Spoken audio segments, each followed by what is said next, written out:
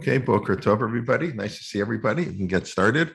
Okay, so last week we were finishing up on Birchat HaTorah.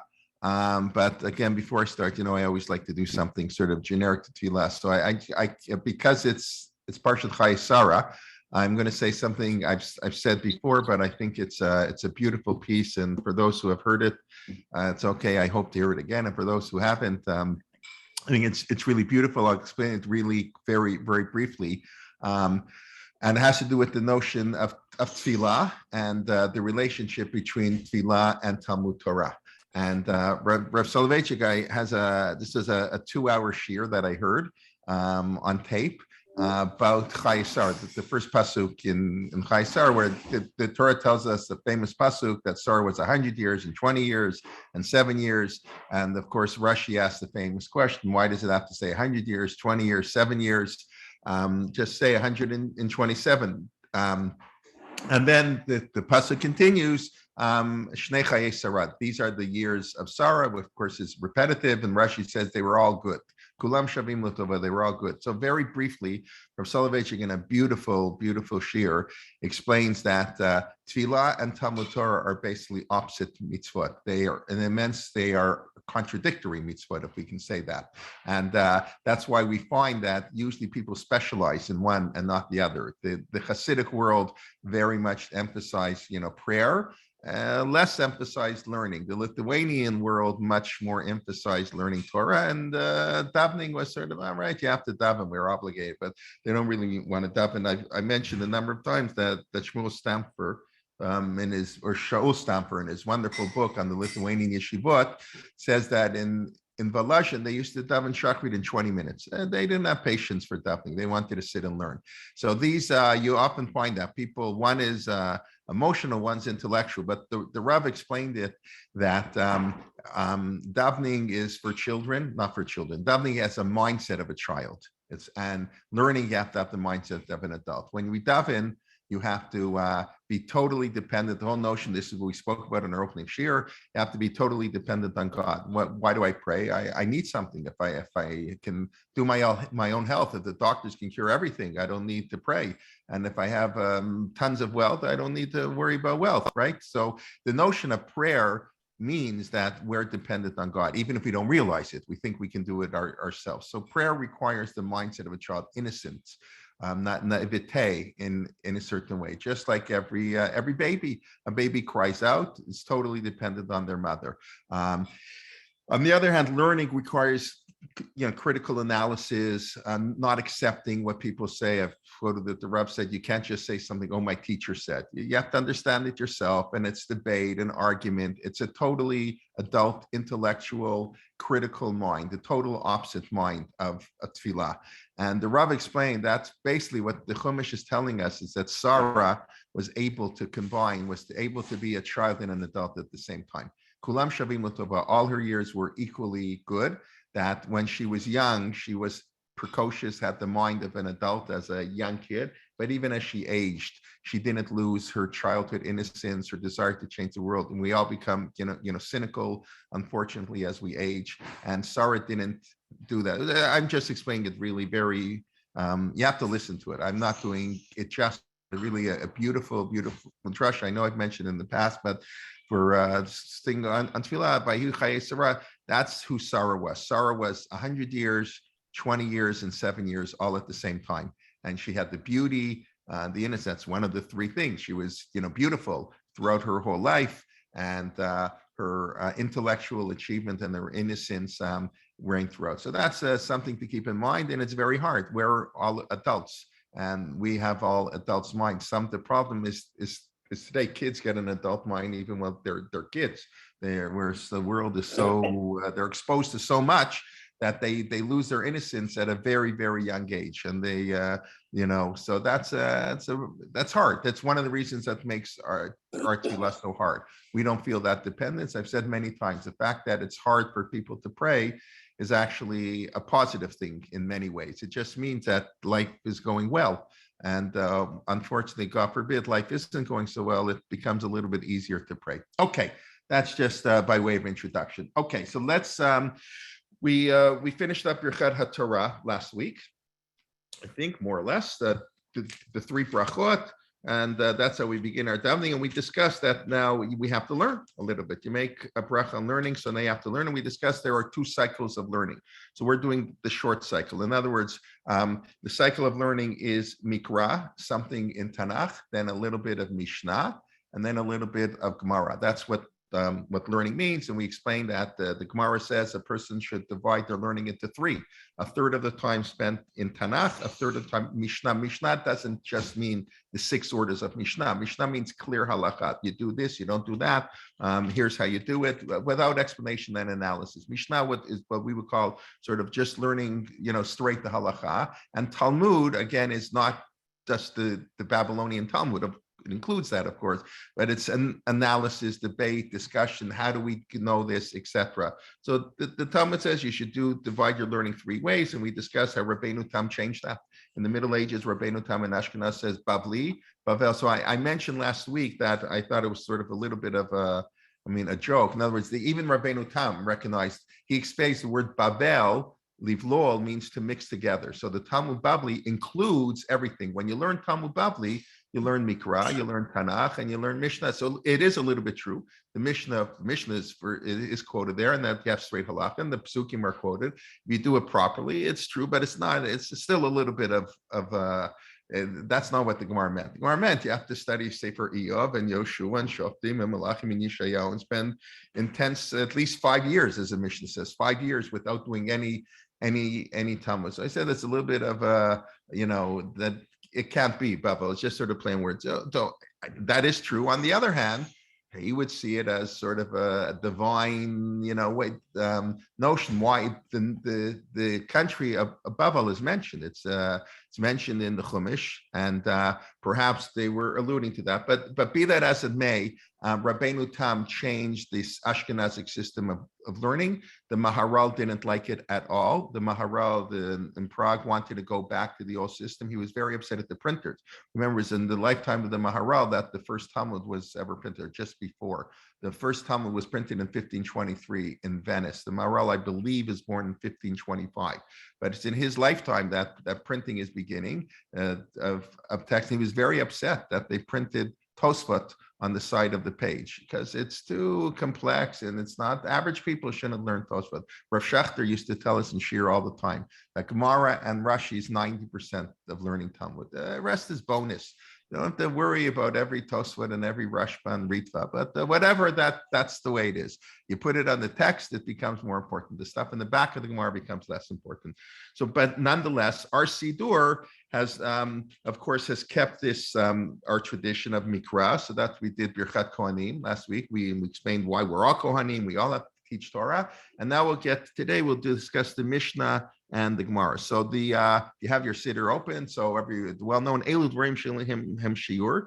These are the things that have no measure. So this is a direct quote from the Mishnah in Peah.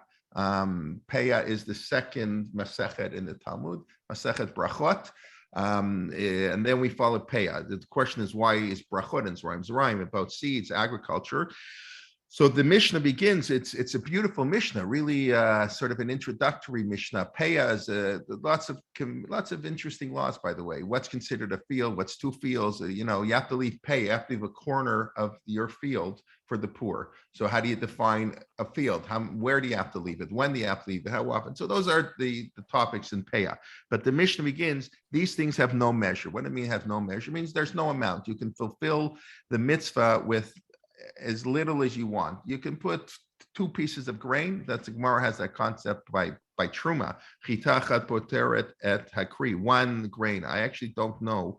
I just, as I was saying this, it entered my mind. I don't know why the Mishnah doesn't put Truma as one of the things that doesn't have a shiur. I don't know why it isn't listing, because the Talmud says one grain is enough. But Peah, you can leave the smallest amount in the corner. Bikurim, those are the first fruit that the farmer has to bring and come to Jerusalem. You think if you're schlepping all the way to Jerusalem and bringing the Shivat Minim, the 7 fruit that Israel is known for, the indigenous fruit of Israel, and then you have to bring them every year to the Kohen. So normally they brought it Shavuos time or after Shavuos. They wouldn't make a special trip necessarily. But when people were coming to the temple for one of the Yamim Tovim, they would bring Bikurim.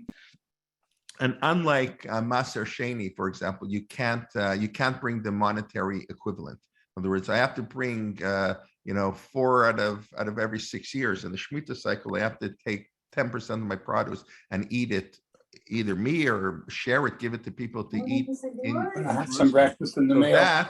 That I'm allowed to bring a monetary equivalent. I pay a $25% sort of a service fee, and I spend 125% of the worth. I don't want to schlep 500 bushels of apples and wheat, whatever. I don't want to schlep all these oranges, so I can bring the monetary equivalent. Bikurim, maybe that's one of the reasons. You don't have to bring so much, but you have to bring actual fruit. The idea is to show the fruit of the land of Israel. So there's no amount. Rayon. So rayon has 2 meanings. Rayon means, I think a lot of people don't necessarily know what rayon means. We say it every day, but rayon means re'iyah, to see.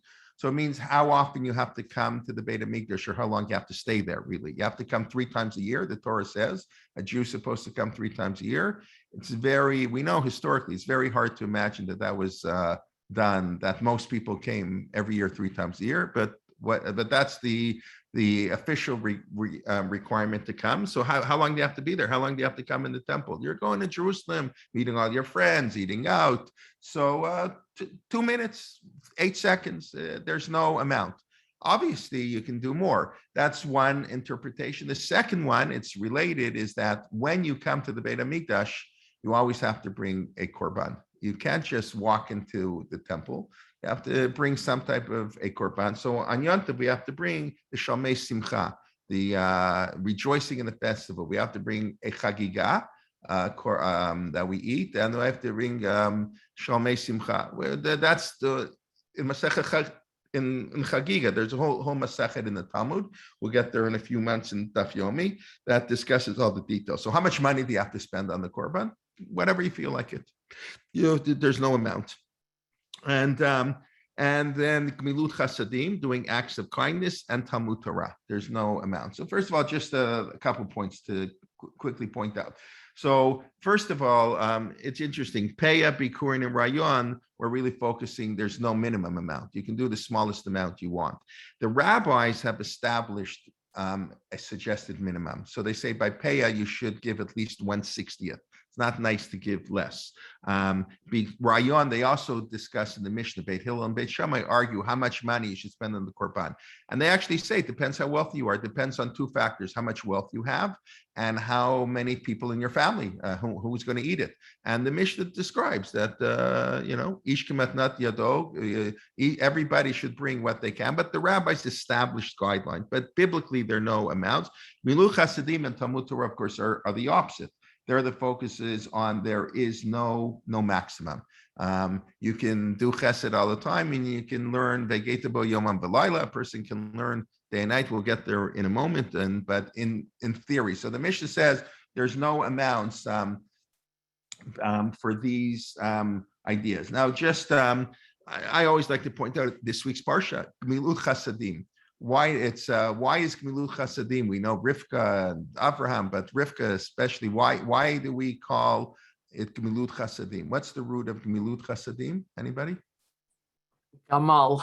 Camel, yeah, very good. A camel. Rivka's riding on the camel, right? Rivka, the epitome of Gmilut Chasadim, is riding on the camel to come to meet her future husband. Why is it called? Why is Gmilut Chasadim and Camel? What's the relationship? It's a beautiful idea, I think. So a camel, why do people ride a camel in the desert?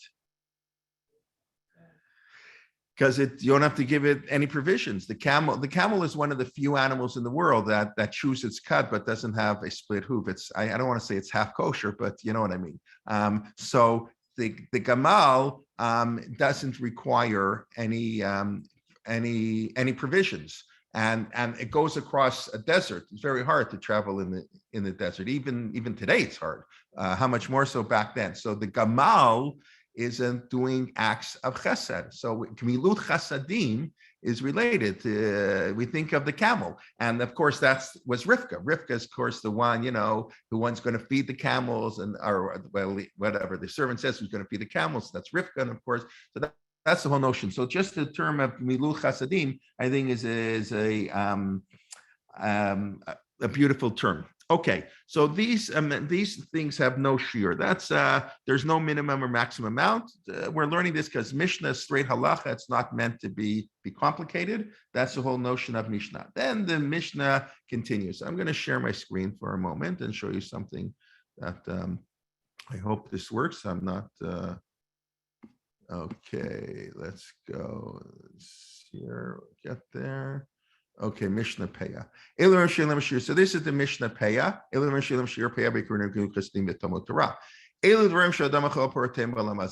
These are the things that a person eats the fruit in this world. But Karen Kayemet, Karen Kayemet, of course, becomes the Zionist movement, how we give, the blue box. Karen Kayemet, of course, it's a beautiful thing. They take the name straight out of the Mishnah. Karen, the principle, the bulk is left for the world to come. Kivud avein, wilu chasadim, havat shalom bein adam lechaviro v'talmud Torah keneged kulam. So beautiful, honoring parents, acts of chesed repeat themselves, bringing peace between people, and Talmud Torah keneged. We're going to have to focus on the word Talmud Torah keneged kulam, whatever that means. For now, Talmud Torah equals them all. So you'll notice right away. That lots of things are missing, right? Our Mishnah has, our Siddur has Hashkamat Beit HaMidrash Shachrit V'Arvit, Achnasat Orkim before Kolim, Hachanzak Kalel, Veit Hamudi, and Tefillah. Well, where does that come from? So where do all these things come from? So just to point out, the Mishnah itself only lists 4 items. Now you'll notice, let me share my screen again. The Mishnah is basically framing. In other words, the first 2 we say are kivud avein ulu chasidim. Then we had a whole bunch of stuff in the middle, and then we end up havat shalom bein adam lechaviro v'talmud Torah keneged kulam. So the 4 items, and there are only 4 mentioned in the Mishnah. We put 2 at the beginning, 2 in the end. So where does the other ones come from? So this comes from. I can't move my screen here. Okay. Shabbat. So this comes from a Gemara in Shabbat 127a. So what's fascinating, last week's Parsha, is the discussion in the Gemara. What's it doing in Masechet Shabbat? It has to do with, let's say you were having guests for Shabbat, and you don't have enough room. You're going outside, and you open up. You want to go on your porch, and there's all kinds of weed and all kinds of. You have to sweep the floors. So the Mishnah discusses how much you can clean up, because of all the guests you're having on Shabbat. So that's what it's doing. It's a technical halakha question. From that, the Talmud discusses the beautiful staining. A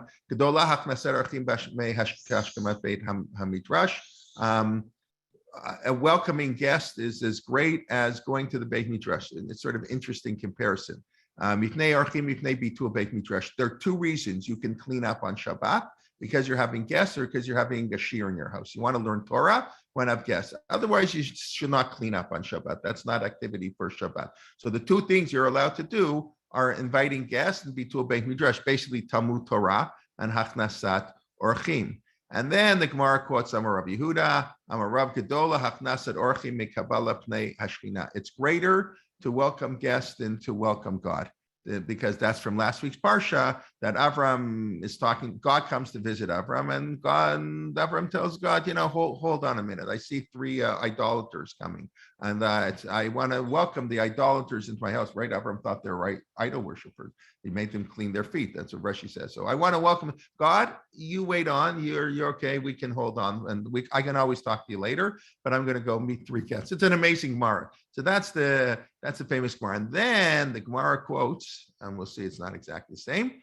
Amar Rav Yehuda bar Shela, Amar Rav Yossi, Amar Rav Yochanan, Shisha Dvarim. There's 6 things. Adam ochel parotem b'olam hazeh. Now this is the Gemara adding to the Mishnah. I mean, not discussing Mishnah in Peah, but we'll see. Hakaren came with Lama Avabilim, Hachnasat Orchim, welcoming guests, Bikur Cholim, visiting the sick, Iyun Tefillah. We'll discuss that at greater length in a few minutes. Hashkamat Beit HaMidrash. Wait, it doesn't say, Shachrit V'Arvit. It just said going to the Beit Midrash. Then you have 2 other things that somehow don't make it into our Siddur. Hamegadel Banav L'Talmud Torah, one who raises their children to learning, and Hadanat Kabeiro L'Kav, one gives his friend the benefit of that. It's very interesting. 2 very important things: education education, and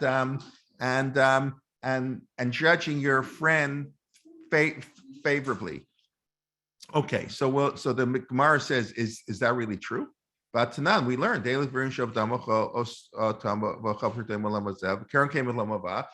quote our Mishnah. There are four things: kivud aveng, gelu chasadim, havat shalom, tamut Torah. Where do you get these other six from? So the Gemara says that's gemilut chasadim. They are also considered gemilut chasadim. So this is the source. Now, it's, by the way, two things are missing. What's missing? From two things that we say in the Siddur, two things from the Gemara are missing in our Siddur. We don't say that when we say it every morning, but we add two other things instead. Haknasas kala. Haknasa kala, right? Shalom ben adam. No, shalom we say. Haknasa kala. Ulevayat hamet. Going to funerals. Haknasa kala. Going to weddings and going to funerals. And it's actually, we do something very interesting. If you look at the order, so there the Gemara starts with Hachnasat Orchim, right? Because the context of the Gemara is about Avram welcoming guests. The context is cleaning up your house on Shabbos so you can welcome guests. And then we talk about how great it is to have guests and how great Avram had guests. So there, the first of the six things that's going to get you the reward into the world to come is Hachnasat Orchim. But when we quote it in the Siddur, we're quoting from the Mishnah. That's what we say, we frame it. We begin kivud avim, and of course that makes a lot of sense because we know that kivud avim is one of the few mitzvot, one of the only mitzvot that you're promised a long life for. That's probably where. How does the Mishnah know? How does the Mishnah know these are the things? Well, every mitzvah. Well, it's the whole Mishnah is very strange. Isn't every mitzvah in the Torah we get a little bit reward in this world? We'll discuss that maybe also, and the majority of the reward in the world to come. For some reason, we just pick out these mitzvot. So there's something special about these mitzvot. There's something special. So, and kivud avim makes sense because the Torah promises. Now, you'll notice almost every one of these mitzvot is ben adam lechavero. Even the peya, bikurim is half and half. Bikurim you share with the coin. Peya for sure. Gemilu chasadim for sure. Okay, but kivud aveng, gemilu chasadim, haknasa orchim, bikur cholim, haknasa kala, levayet hamed, havat shalom ben adam lechavero. Most of them relate to aspects between man and man, and we discussed that a few weeks ago. Really, we're talking, tefillah is the essence of a mitzvah between man and God. So we said, no, that if we want God to be kind to us, we have to be kind to others. We should start our tefillah with the recognition to love your neighbor as yourself. So before we begin the tefillah, we have to emphasize, we want God to be kind to us. We have to be kind to others. So those, most of the mitzvot, not all, relate to mitzvah ben adam lechavero. But kivud avim, so that's probably where the Mishnah, got the idea from, that the reward is in this world partially and the full reward is in the next world. Now, of course, it's not, the bottom line is we have no idea where rewards are and nobody knows. That's the famous Gemara, and it's the assumption why Elisha ben Avuya, Acher, became Acher. How did Elisha ben Avuya, this great Torah scholar, Rav Meir's, teacher, how did he become quote unquote a heretic? So the Gemara says he saw one day that a parent asked the child to take a ladder and go chase away the mother bird so we can, get the eggs. And those are the two mitzvot where the Torah directly promises long life. And the guy got killed. He fell off the ladder and he died. He's doing kibbutz. Where's the reward? There's a whole big discussion. The Gemara says, well, maybe it was the ladder was broken. Yeah, the Torah gives you a reward, but if you're an idiot, and you want to kill yourself, you do something, stupid. So you undo the reward. The Gemara goes through a whole discussion, and the Gemara concludes, Schar mitzvah b'hai maleka. This world, there are no rewards in this world. 100% of the reward is in the next world. This Mishnah obviously disagrees with that, because this Mishnah says you do get reward in this world. Of course, there's no answer to these. At least I don't have any answers to these questions. Depends on the person. Sometimes people are rewarded. We see with our own eyes. Sometimes people aren't rewarded. We don't know. But so And the point of the Siddur here is not to focus on the reward. It's to focus on what's important before we daven every day. Before we approach God in Amidah, what are the things we should think about? We should think about honoring our parents. That's the ones who brought it. Our parents are partners with God. That's the other aspect. We should think about being kind to other people. Yes, we should come to the Beit Midrash. Hashkamat Beit Midrash, and the Beit Midrash was not just a place of learning. The Talmud says you should also daven in a Beit Midrash, but the Beit Midrash has both. So, and you should welcome guests, and you should visit the sick, and you should weddings and funerals and iyun tefillah. You have to obviously, if we're going to daven, we have to examine our tefillot, bring peace to people, and the importance of Talmud Torah, which of course. We just said Birchat HaTorah. We just said the blessings on the Torah. So the rabbis are going to choose Mishnayot or pieces of the Gemara that emphasize learning Torah. We just said Birchat HaTorah. So yes, Talmud Torah has no maximum. It also has no minimum, really, except for Kriyat Shema, right? We discussed that in theory, you can fulfill the mitzvah, but that will get you the mitzvah. I learned a little. You'll never become a scholar, but it is true. I said the focus is on the maximum, but there is a minimum. There's no minimum, so to speak, beyond Shema. But obviously we say Birchat HaTorah. So the Mishnah is going to quote that this is one of the things that has no measure. And then it's going to quote it's equal to all the other mitzvot. But it's framing how we're supposed to enter into our tefillah. I can't explain, there are different opinions and throughout history, how does reward work? This is the age-old question. This is Eo's question. We don't know. Why did the wicked prosper, the righteous suffer? But there is some notion that these mitzvot are special both in this world. Maybe the reward in this world is not the reward you do, it's the reward to others. If I visit the sick and I welcome guests, maybe I won't get a reward, but I make the other people feel good. In other words, a reward doesn't always have to be at yourself.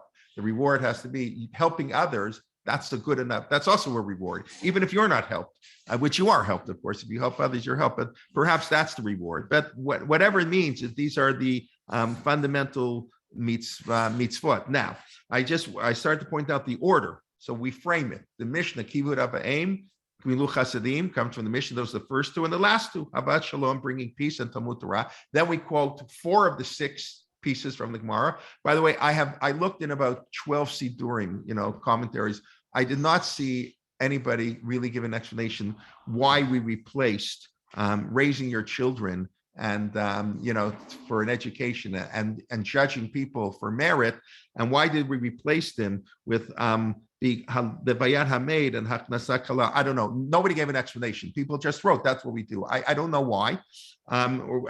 Maybe they wanted to keep it to 10. They wanted to limit to 10, and maybe they wanted to stress these mitzvot.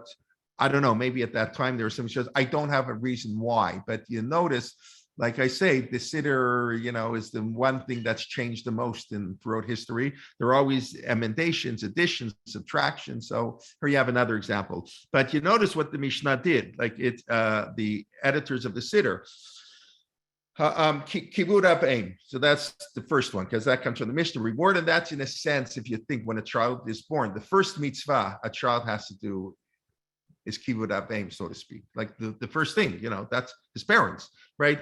And the most important thing is the parents teach the children to do acts of chesed, right? Avram Avinu wanted Eliezer, but his name, by the way, who's never mentioned. His name is never mentioned. He's always Eved Abraham. That tells us how great he was. He refused to have his name mentioned. But he was the whole point. Chesed and the Ran, other than Mefarshim, as whoa. He had to schlep halfway around the world to get a wife from Lavan. Like, well, that's what kind of there's no good families here. So go to Lavan. Yeah, but that's a great family. What's going on here? So the commentaries explain that chesed, he felt there was greater chesed there. Idolatry, no, we can always teach. We can always debate philosophically. You believe in this, I believe in that.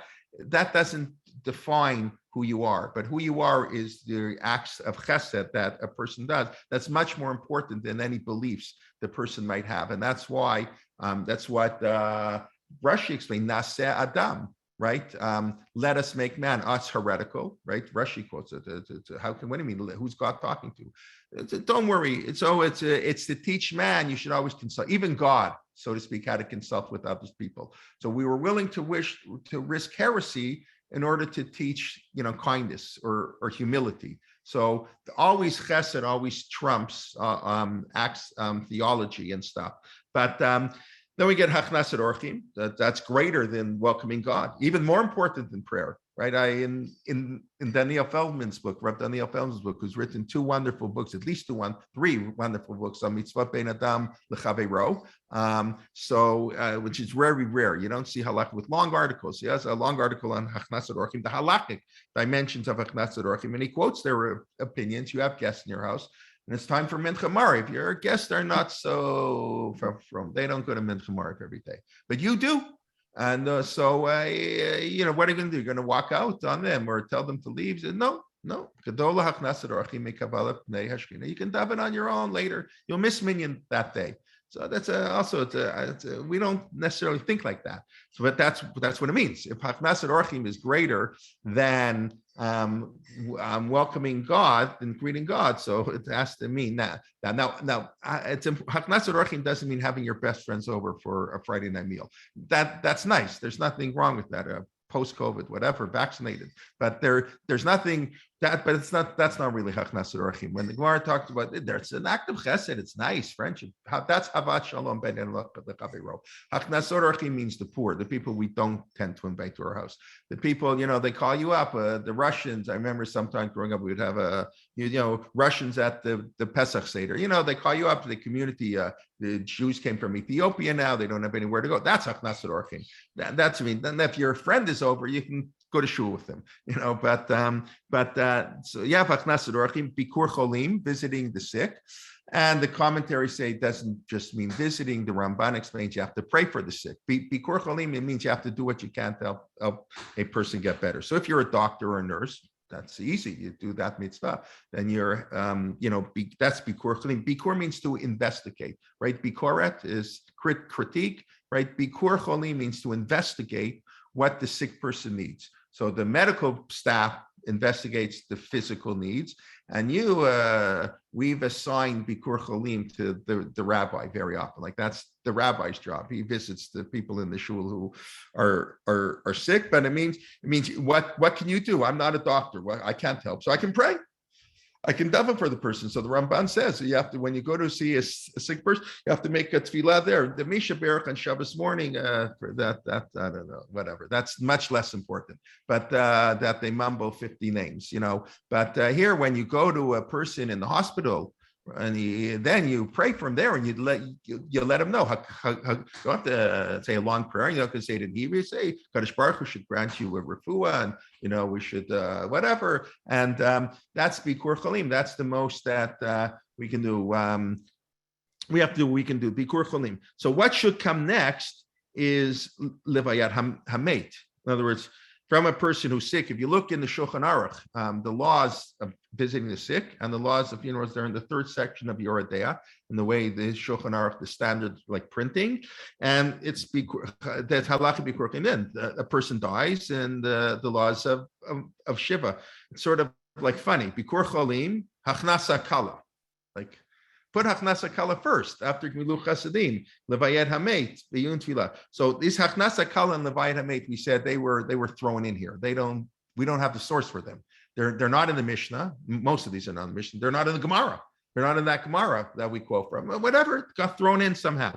So we know the Gemara in Ketuvot has a fascinating discussion that happens, and sometimes it happens the other side. Rahman al-Lisan, a terrible thing. Somebody dies, a day before the wedding, and what do you do? And terrible things. We should know from that. But the Gemara has a whole discussion. You have a wedding procession. That's what it meant, right? We today formalized the wedding. They marched down the aisle. Very, very nice. Okay. But, the real people lived in the shtetl, a small town. So you went to the person's house and you were machnis the kala. You escorted her. Just what we do, the bedecking. That's sort of the escorting the groom to the kala. And so let's say there are two processions, depending where you live, on Bathurst Street, or I don't know, or Central Avenue, or Karen Hayesod. There are two processions, one going on Derek on Ramban, and one Karen Hayesod, and they meet there at the corner there at the Super Sol. So who gets the right of way? Who gets the green light? So the Gemara says the Hachnasa Kala gets the green light, because that's the living. The living always takes precedence over those who aren't living. I've quoted many times, Rav Shechter always used to say, we know how much you have to honor when a person dies. Kavod HaMeid is a really big deal in our practice. But Kavod HaMeid pales in comparison to Kavod HaChaim. You have to give a little bit of honor to the dead. They're dead. The dead patur min mitzvah. Technically speaking, you can talk lashon hara about a dead person. The rabbis say it's not nice. But there's no halal, there's no absolute prohibition. That's a very important piece for historical research. That's one of the key halachot that allows historical research into things, because they're like always, you can talk lashon hara, and even there you have another reason they can talk to lashon hara if there's a purpose, if it's teaching a lesson. But we give a little bit of honor. So you have to give 10 times more honor to the living. Of course, we reverse it. Human nature, a person's alive. He talks. It's not so easy to honor people when they're alive. We're mad at them. It's hard. They blah blah blah. All kinds of reasons. Once they're dead, we feel bad, so we give great honor. But it's the reverse. It should be 10 times as much honor to the living as to the people who died. Yeah, you also have to honor the dead. So Hachnasa Kala comes before Levitim. So I think that's why the Mishnah puts Hachnasa Orchim after Bikur Cholim. It's Bikur Cholim would be Levayat Hamet, but they want to emphasize that Hachnasa Kala takes precedence, or Levitim, despite what Shlomo HaMelech says in Sefer Mishlei, right? Tov lelechet el beit ha'avel milechet el beit ha'mishtah. It's not a halachic, we don't follow that view halachically. Okay, then what I want to talk about is Iyun Tfilah and Talmud Torah Keneged Kulam. So what does it mean, Iyun Tfilah? These are Iyun Tfilah. I mean, that's here because we're going to daven now, right? This is all the warm-up to davening. The warm-up takes longer than the actual, davening. What does Iyun Tfilah mean? Anybody want to unmute themselves? Even if you don't want to, will you? What do you have to say? What does Iyun Tfilah mean? Okay, that means I got to do it. Okay, I was hoping you'd help me out.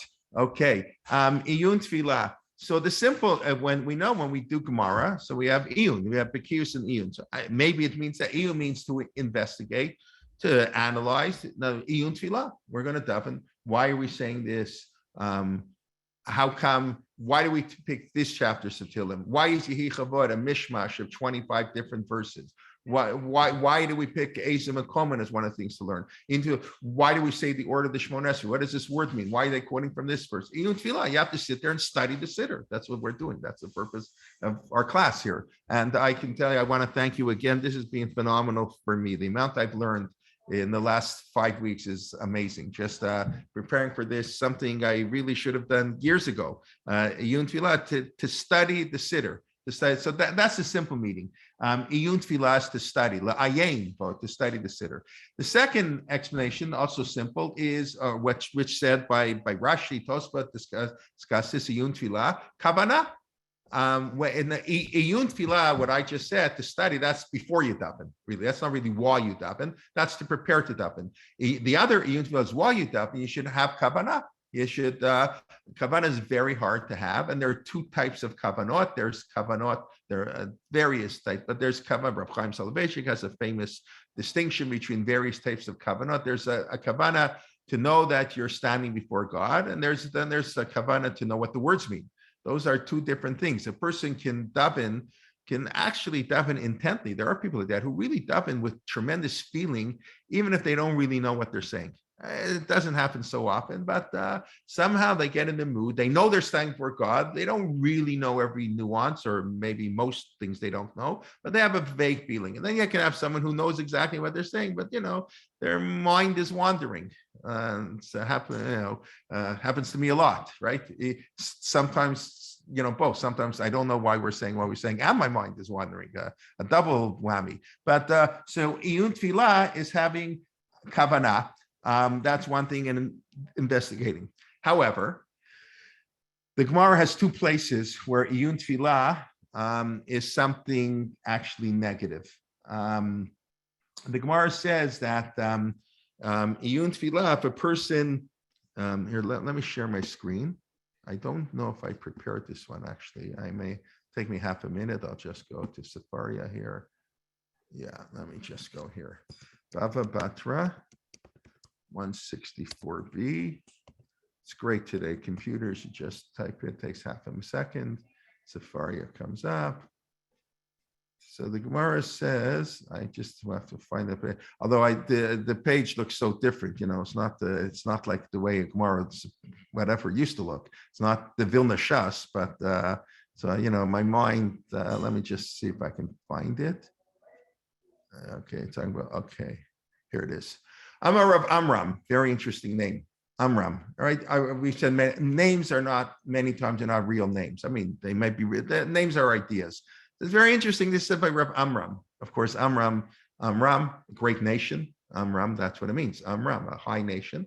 Of course, the father of Moshe, who is one of the teachers of how to pray. But Amram, Shalosh Aveirot. There are three sins. Ein adam nitzov behem b'chol yom. There are three sins everybody does every day. Nobody, Ein adam. No person, no human being. It's impossible. We mentioned before, it's a beautiful thing. Our rabbis totally recognize that we don't always daven with kavanah, and we talk lashon hara. It's normal. Okay, don't get down on yourself. That's where you are. We should try and do as best as we can, but we're all going to fail. It's impossible. That's what it means to be human. So this is interesting. What's wrong with that? I mean, it's not technically wrong, but Hirur is thinking about sinning, even if I don't sin. They can cheat, a little bit, even if I don't sin, the thinking of sin. So the Gemara didn't say that iyun tefillah, lashon hara. Okay, lashon hara we all get. Hirur we all get. I think iyun tefillah. Whoa, that's something bad. What do you mean? Iyun tefillah seems to be something bad. By the way, this is the Gemara says. The Gemara says, does everybody talk lashon hara? Avak lashon hara. We're not getting into the detail, but this again is the famous Gemara that I've often quoted. Rab begezel miyut ba'arayot v'akol b'lashon hara. Most people steal a little bit with money. There are very few people who are totally honest in the business realm. That's why the first talking about olam hazeh and olam haba. I'm sure most people know the famous Talmudic passage that the first question God is going to ask us at 120, Nasata v'natata be'emunah. Where you have different pieces of Gemara that these different rabbis over hundreds of years express the same idea, related to these in different ways, using different examples. It's don't have to reconcile every little point. So the first question God's going to ask you, were you honest? Rob a guess. Most people doesn't mean they rob a bank. Doesn't mean they're going to go to jail if they got caught. It means little things. You don't declare that's something at the border and and your delay. Your advertising is only 98% honest. Okay, miyut ba'arayot. A minority are involved in sexual sins. I imagine. I know people are following. I was. Tova will attest to, I was a big Chicago Blackhawk fan growing up. And to see, I'm sure people know what's going on with the Chicago Blackhawks and this terrible scandal of sexual, with the player abuse. And I remember they won the Stanley. I was so disappointed in 1971 when they lost in the 7th game of the Stanley Cup Finals. As a kid, in 2010 was the first time I actually liked the Hawks when Stanley Cup. Terrible. Miyut ba'arayot. It's a terrible, terrible thing. And the Gemara says, but most people don't sin in arayot. Arayot here, I mean, sexual predating, that's way worse. Adultery is bad enough, but that's way worse. And everybody talks lashon hara. So the Gemara says not pure lashon hara, abak lashon hara. Abak lashon hara is the dust of lashon hara. The famous example: I say something nice, I compliment you. Everybody knows that he's a great guy, but that's that but is, or that somebody else's but is lashon hara. But anyways, iyun tefillah. Well, what's wrong with the iyun tefillah? What can that be? So here. Tosfot and Rashi both explain. So Rashi says, you know what a iyun tefillah is? When a guy davens for 4 hours, he sits there and he davens. Why is he davening so long? Because he's davening so long. He expects God. Iyun tefillah means you daven for so long that God's going, who is this guy davening so much? Let me look into him. Oh, him. Yeah, who does he think he is? I'm not going to listen to him. If I don't, maybe I can sneak by, like I get in, they open up the gate and I run through while the store's open, I can run through the gate. So that's if you daven for so long. So that's one. And God goes, who is this guy? So you and tefillah. So put it in perspective. You have to learn Torah. You have to do other things. Davening, maybe in Velaj in 20 minutes. Maybe that's too much for an average person. You're not, but maybe whatever. So that's one sense. But then Rashi explains, and Tosfot develops this more, I believe. The idea is that I daven so much, I expect God to answer my prayers. So it's a fascinating idea. In other words, Iyun Tefillah that's negative is I daven, God, I'm a good guy. Why don't you listen to my prayers? So we all do that. Why me? What did I do wrong? Right? Everybody. So that's nobody. That's what the Gemara says. Nobody. Everybody does the Iyun Tefillah. Does the sin of Iyun Tefillah, meaning expectations that God will or should listen to us. It's also a very powerful Gemara, and it's human. Yeah, we expect God to listen. So that's this sort of the negative aspect of Iyun Tefillah. Clearly in our Mishnah, in the Siddur, because it's not from the Mishnah, Iyun Tefillah, it means it's meant in a positive sense about kavanah or looking into, but it is important, again, put davening in perspective. In other words, we're meant to daven, but have zero expectations that God is going to listen to us. That's very hard to do. I'm going to tell you daven 3 times a day. If I told me I daven 3 times a day, you'll live longer because, we're davening. God wants to do it. No, we're saying daven 3 times a day. And maybe God will say no to every request you have. You can have zero expectations. It's very, very difficult to ask somebody. So somebody who can do that, that's really amazing. But that's the other end of Iyun Tefillah. But also don't daven so long. Don't daven so much. Okay, then I want to just Habat Shalom Ben Chaviro. That's obvious. We're not going to. I want to get to. You have to bring peace. You can lie. You can erase God's name. On the one that we're talking, right? That's the famous Gemara by Asota. We erase God's name to bring peace between a husband and a wife. That's the biggest Ben Adam L'Chaviro. The Gemara says Reach means your spouse, and the Gemara says your wife because the Gemara is always male centered, but it means your spouse, the wife to the husband to the wife. The key mitzvah applies to everybody, but it mainly applies to your spouse. Same thing applies mainly within the family. Of course, here they're emphasizing Ben Adam L'Chaviro, bringing peace. Are not going. That's what you do. But I want to discuss Talmud Torah Keneged Kulam a little bit, what that means. So this what does it mean, Talmud Torah Keneged Kulam? Here, hopefully somebody will give an answer because it's not so simple to know what it means. In a few minutes we have left. Anybody want to venture an explanation? What is Keneged Kulam? The word equal, it's not Keneged doesn't really mean equal. Right? No, somebody? Did I scare everybody? Against. I'm sorry? I said against. Against. So we're going to come there. Talmud Torah is against them all. Whoa, what does that mean? Yeah, good. What does that mean? I don't hear you. I don't hear you. You're muted. No, I still don't hear you. Right. So Keneged can mean against. So if you take this explanation, it's unbelievably powerful. But where I haven't seen it directly said here, although I've heard people who joked about it. But in the book Nishmat Avraham is a 6-volume work that Benny Gesundheit, I'm sure many of your classes gave me many years ago as a present. It was very nice of him. Written by Dr. Abram, who lives in Israel, one of the top specialists in Jewish medical ethics, a tremendous Talmud Chacham and a medical doctor. So he wrote a 6-volume work, Nishmat Avraham.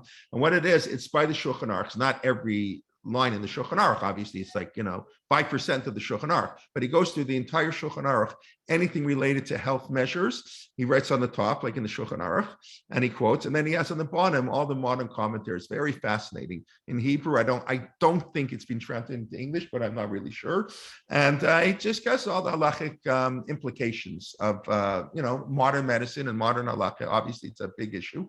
So he quotes right in the first, I think it's in the first volume, because this would be the beginning of the Shulchan Aruch, where the Shulchan Aruch says, says, Shiviti Hashem l'negdi tamid, right? A person, that's the first siman in the Shulchan Aruch, the Rama says, we should always put God before. Shiviti Hashem l'negdi tamid. So he quotes from the Tshuva Sefer, what's it called? Tshuvat Me'ava? No, that's not the exact name. I can't remember the exact name. It was a student of the Nod of Yehuda. Rabbi Yehuda Fleckless. He was succeeded the Nod of Yehuda in the end of the 18th century. I believe he succeeded him as the chief rabbi of Prague. But even if not, he was one of the top students of the Nod of Yehuda. So he quotes, I believe, he quotes a fascinating explanation. Shivit Hashem l'negdi tamid.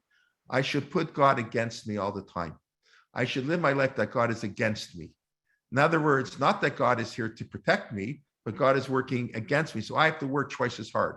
I have to think that God is sort of doing, it's like a wild idea that don't think, I can do whatever I want because God is with me. No, you have to live your life in a sense like there's no God. Like there's no God to help you. And I have to build a fence on my roof to protect me. What do you mean? God's not going to let me fall off the roof. So I have to live my life keneged. Shiviti Hashem l'negdi tamid. I have to worry, what would it be like if God wasn't here? God is working opposite me. So you see the same thing. Talmud Torah keneged kulam. Sometimes Talmud Torah is bad. It's keneged kulam. It's against the other mitzvot. So what does it mean? On a practical level, sometimes people feel I don't have to do other mitzvot. The Tiferet Yisrael, I didn't just look in the commentaries in the Siddur. I pulled up my Mishnah Peah. And I looked in the classical commentaries in the Mishnah and Peah. So the Tiferet Yisrael, the Tosfot Yontif quotes, Talmud Torah keneged kulam, and Talmud Torah is equal to them all, the way it's normally translated, but not if there's another mitzvah that you have to do. You have to do Bikur Cholim. I don't have to do Bikur Cholim. I'm learning in the base measures. Let somebody else go. So you can say that for some things, but you can't say that for Bikur Cholim. You can't say for Achnatza Cholim. It's important you go. So very often, Talmud Torah becomes an excuse not to do other mitzvot. And that's what the Mishnah is warning.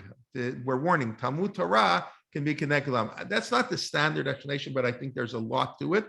And it's not by chance. The rabbis say, rabbi could say Talmud Torah shaveh to kulam. It's equal to them all. That's not, they specifically did not use that word. They used the word neged. By the way, that's how the Netziv explains Ezer Kenegdo. This week's Parsha too. Ezer Kenegdo. The way you help your spouse is by being against them, by being a constructive critic. Give them a shot in the army. It's right. If you want opposites, there's no greater opposites than Yitzchak and Rivka and Ameres. They're totally opposite of each other, right? Talmud, an Ezer Kenegdo. So often we know that the good businesses have people who critique, people who can argue, not like the Rogers family, but people who can critique each other and give constructive advice. So keneged always is going against. Ezer Kenegdo, it doesn't mean against it in a bad way. But so Talmud Torah keneged kulam, you have to be very careful. So the Tosfot Yontif says, make sure your Talmud Torah doesn't take away from doing other mitzvot. So that's, I think, a very powerful, important explanation. Talmud Torah keneged kulam. It also can mean sometimes, we know this, the Netziv writes about this, Yivarech Hashem v'yishmerecha. I don't know if I mentioned this last week, right? Your blessing you should be blessed, but you shouldn't become arrogant because of your blessing. The wealthy person, the money, the business person who gets lots of money, that's wonderful, but not if you need the Ishmerecha. The money shouldn't go to your head and destroy you like the Rogers family. But those in Canada know what I'm talking about. The Ishmerecha. So he says a Torah scholar needs a lot of protection because Torah scholars tend to become arrogant. I'm like, we know, we say that about academics in the ivory tower. They look down on the simple person. So Torah scholars do that, unfortunately, all the time. And that's exactly what Yivarech Hashem v'yishmerecha. So Talmud Torah keneged kulam, sometimes the Torah causes harm. That's a terrible thing to say. But sometimes people use Torah to justify all kinds of things. So that you have to be very wary about. The more beautiful explanation, Talmud Torah keneged kulam, Talmud Torah is as important or equals to them all. So that we don't have time to fully develop now. Just we'll mostly develop it. The simple explanation is Talmud Torah is a means to an end. It's both a means and an end. In other words, it's there's an independent mitzvah to study Torah, but obviously by studying Torah, we know how to do other mitzvot. You can't know how to keep Shabbat, keep Kashrut, keep the holidays. You can't how to do Bikur Cholim, how to do Haknasat Orchim. It's not just who are the guests. When does it apply? If it's raining on Sukkot, do you wait? No, I would wait if it's only me, but not if I have any guests. You have to know. You have to know Talmud Torah, Kineged Kulam. Talmud Torah is the prerequisite, right? Ignorant person can't be pious. So Talmud Torah Kineged Kulam is on a practical level. That through Talmud Torah you can do the other mitzvah, but it's generally understood even more than on a practical level. There's inherent value to learning Torah, because if Torah is a description of God, let's say, how the Ramban explained Torah. So when I learn Torah, I'm expressing my divine essence. That's why Talmud Torah Lishma, even if it does no practical benefit, there is a mitzvah. There's more to develop here, but it's 10:26. So I think it's time to just let's do a quick review, and then please God, we'll pick up next week. Eventually we'll get to the our siddur, like when we come to shul. But okay, hopefully soon. Okay, we began with the beautiful piece of Rav Soloveitchik. Only a child can pray. Chaya Sarah. Sarah was a child and an adult at the same time. Had the innocence, the beauty, the beautiful innocence that a child has that we unfortunately lose. The cynicism as we become older. She never got that. And even as a child, she had a precociousness like an adult. She could analyze, criticize, which we can't do. You have to do that for learning. To be a Torah scholar, you have to know how to argue and debate and analyze. That's not tefillah. Tefillah is I'm a child before God. Then we discussed the EiluHadevarim, right? Shem Shur, we did the Mishnah and why we chose these things. Why it's called a Gamal. Of course, we mentioned Torah because we just said Birchat HaTorah. So both of them stress the importance of learning Torah. We pointed out that the Mishnah has only 4 things that the Karen Kayemet, Olam Haba. The other 6 or 4 of the other 6 are based on a Gemara in Shabbat that talks about the importance of Haknasat Orchim, that allows you to sort of violate sort of minor aspects of Shabbat. Beit Midrash, Haknasat Orchim, allows you to sort of clean up on Shabbat. For some reason that I don't fully know, and if I can find one or somebody finds one, I'd be greatly appreciative. We replaced 2 of them, raising your children for Talmud Torah education and judging people meritoriously. We replaced those with Haknasat Kala and Levayat Hamet. We explain why Haknasat Kala precedes, is more important than Levayat Hamet, the living for the dead, the honor given to the living is much more. We discussed the notion of iyun tefillah,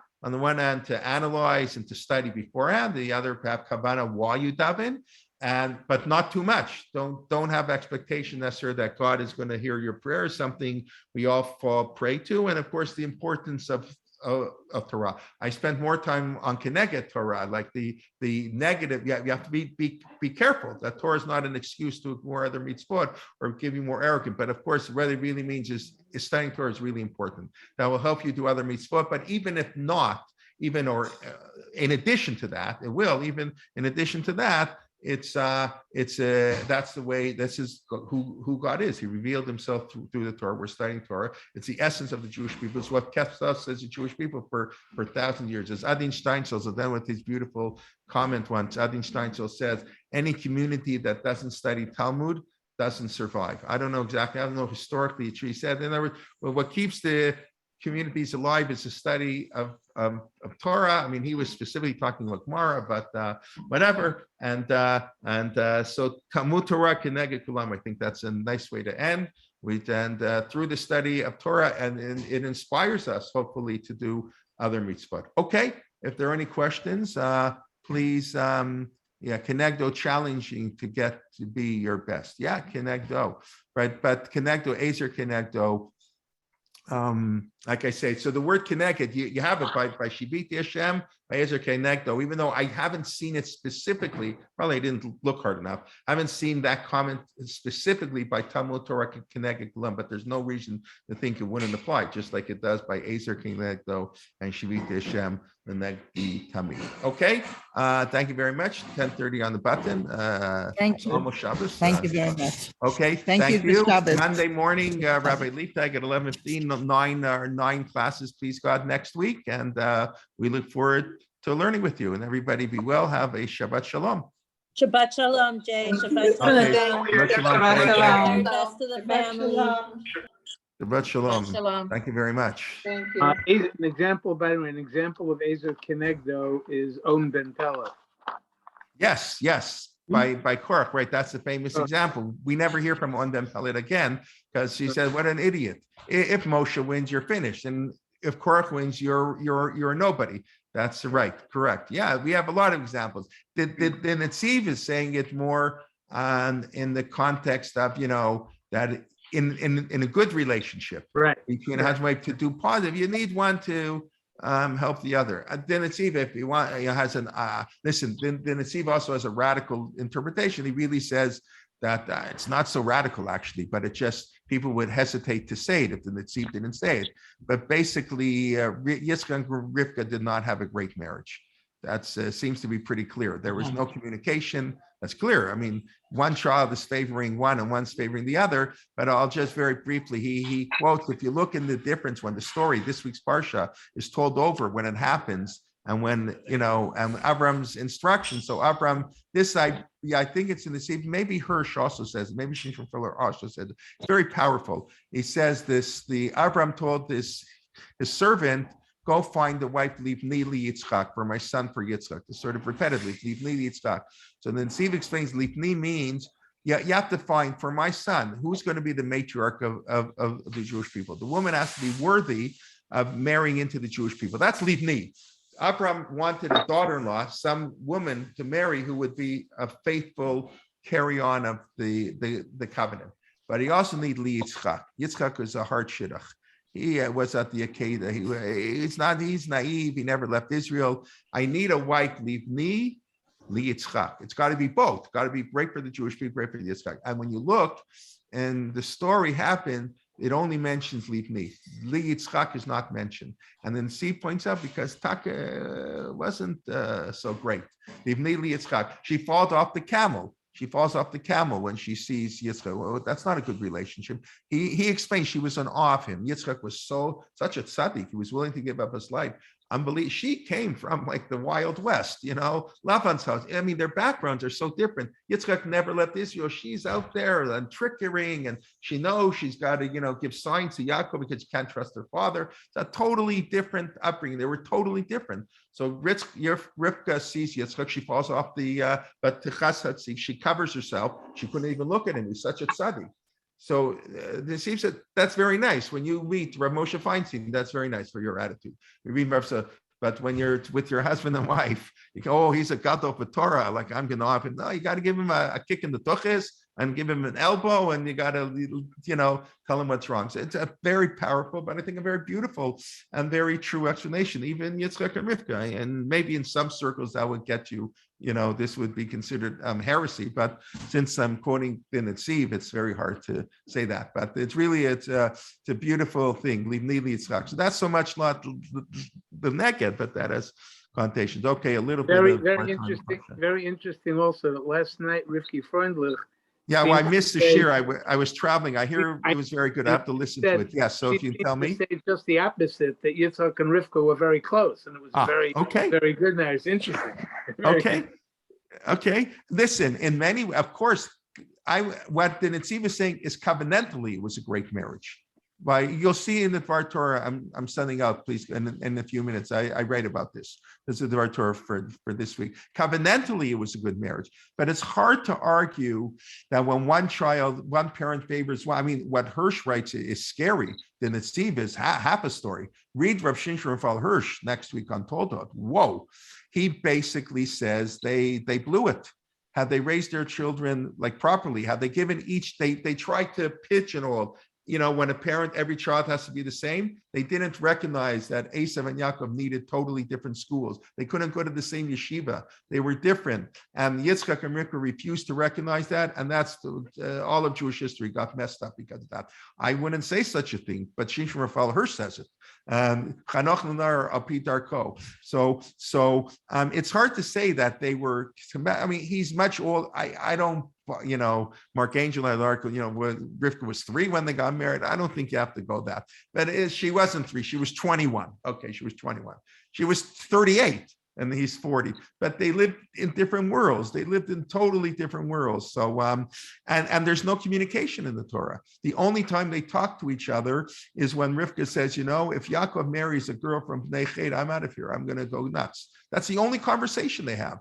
That's the only conversation now, obviously they had more conversation. It's the only conversation the Torah considers worthy of recording. Why did the Torah record nothing else? So already the conversation is about negativity with the children. Who's Vayetze Yaakov mi Beersheba vayelech Harana. So that's the Beit HaLevi says that in 2 weeks. Vayetze Yaakov. So everybody knows Rashi. When a tzaddik leaves, Vayetze Yaakov mi Beersheba vayelech Harana. It impacts on the city. So I think it's the Beit HaLevi. Rav Soloveitchik's namesake, his great grandfather, says Vayetze Yaakov mi Beersheba. Hold on. One is Yitzchak and one is Rivka. Vayelech Harana. Who said, no, Rivka is, you got to get out of here. Esav is going to kill you. It doesn't matter where you go. Yaakov had to run away. Who cares where he goes? As long as he escapes from Esav. That's Vayetze Yaakov mi Beersheba. Vayelech Harana, Yitzchak gave Yaakov, I think, gave instructions, go find her, or maybe I'm confusing him, gave instructions to go find the wife. Go to Laban, your cousin, your uncle, and go find. So one of them was sending to Haran, and one of them was saying, get out of Beersheba. So it's not that like the way Rashi beautifully explains it. Vayetze Yaakov Beersheba, it's like 2 different reasons. Why is Yaakov leaving home? Rivka has one reason why Yaakov's leaving home, and Yitzchak had another reason why Yaakov's leaving home. These are unbelievable things, but I think they're very powerful messages, and they're true for us. Like we should learn from them. I don't know. I'm just, it's anyways. Okay, I'll let you go. It's getting late, but thank you and have a Shabbat Shalom. And please God, we'll see you next week and all the best. And do invite your friends for all classes, one class to try the class. Okay, thank you. Shabbat Shalom. Great Shabbos. Shalom. Shabbat Shalom.